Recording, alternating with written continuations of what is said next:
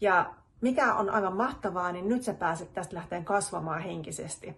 Koska mä väitän, että kun käyttää alkoholia säännöllisesti niin kuin paljon, ja kun sitä on käyttänyt silleen, että niin kuin lääkkeeksi, että kun tulee vastoinkäymisiä elämässä, niin on lääkinyt itseänsä alkoholilla, niin kuin monet tekee, niin se tavallaan pysäyttää tietynlaisen kasvun. Ja nyt kun sä kohtaat ne raittiisti, raakana, niin sun on pakko niin kuin opetella uusia keinoja kohdata ja selviytyä vastoinkäymisistä.